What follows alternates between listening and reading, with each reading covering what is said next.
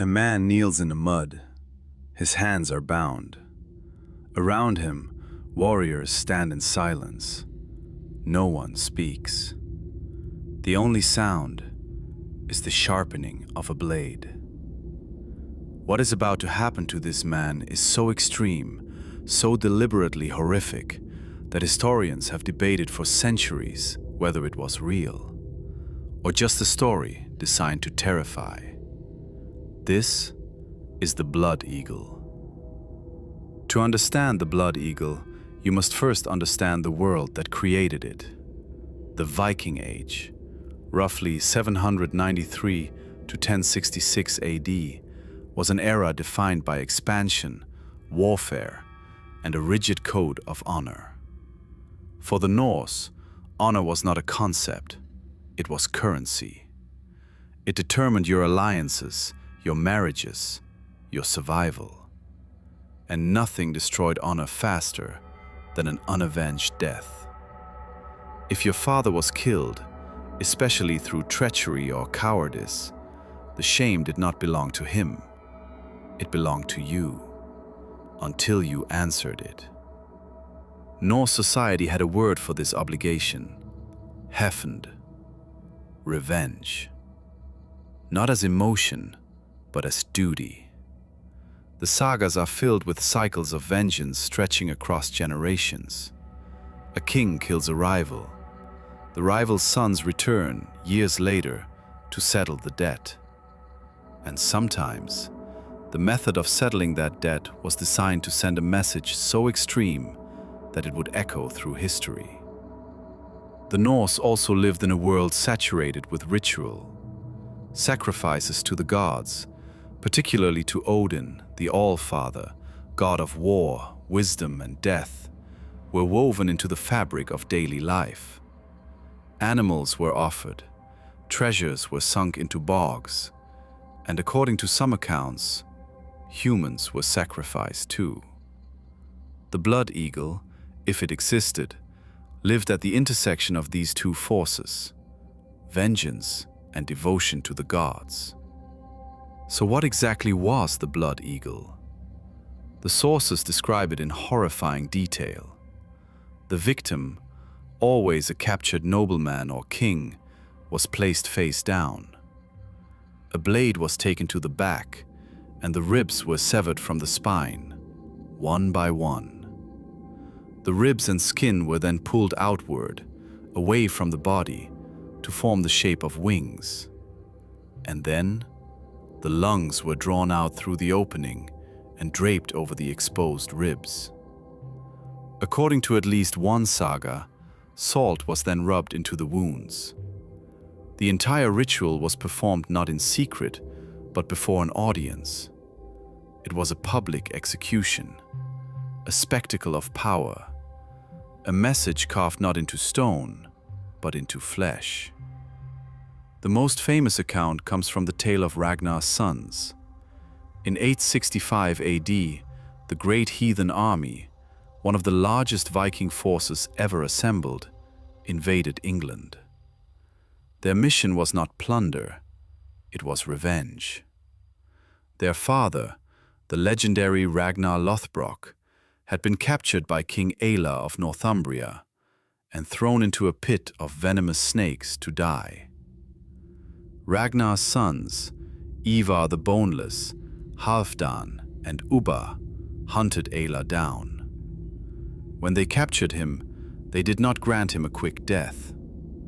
According to the sagas, Ivar performed the blood eagle on King Aella, a son's revenge for his father's murder, an offering to Odin. A second account appears in the Orkneyinga saga. Earl Torf Einar captures Halfdan Longleg, the son of King Harald Fairhair of Norway. The saga states plainly, Einar had an eagle carved onto his back with a sword, cut all the ribs from the spine, pulled out the lungs, and gave him to Odin for his victory. Two accounts, two noble victims, two acts of ritualized vengeance.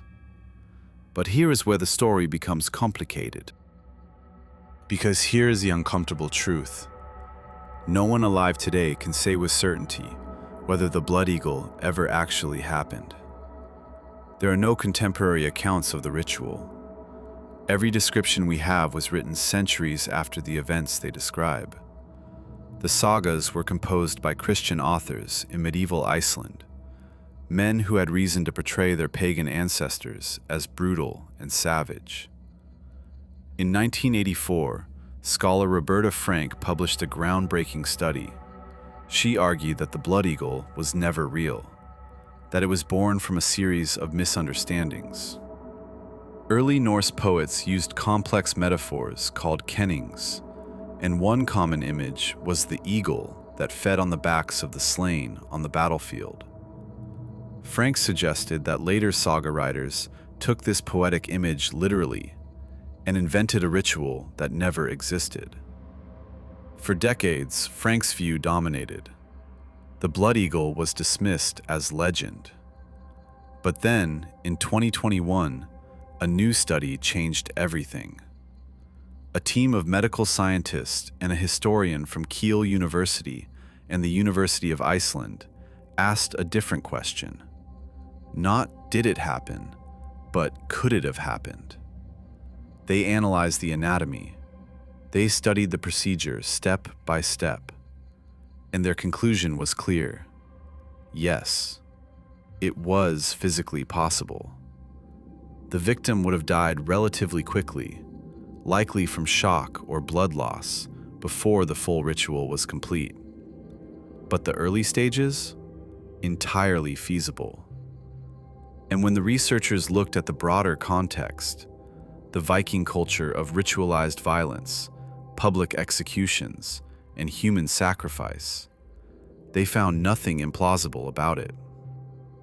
Whether the Blood Eagle was real or not, its power lies in what it represents.